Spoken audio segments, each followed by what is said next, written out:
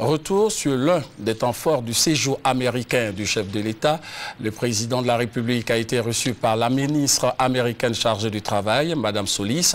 Au centre de l'audience, la question du travail des enfants dans les plantations en Côte d'Ivoire. Compte rendu, Abiba Dambélé.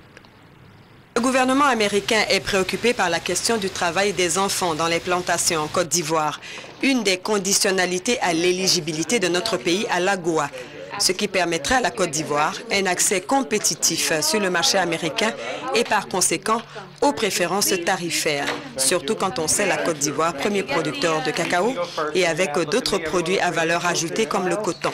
À sa sortie d'audience, le président de la République s'est dit confiant. Nous lui avons expliqué que le problème existe.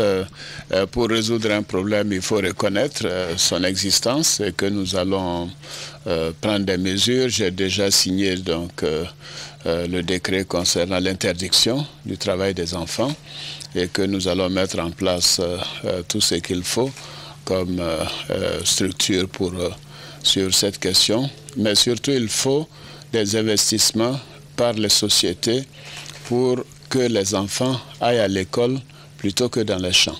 Et je crois que nous sommes en parfait accord. Et ça a été une rencontre très fructueuse. Nous avons pu rencontrer donc Mme Solis et le sénateur Harkin. Ils nous ont promis de venir en Côte d'Ivoire, donc nous sommes très heureux. Le couple présidentiel, que ce soit chacun de son côté ou ensemble, a mené la bataille de l'AGOA, une autre manière de positionner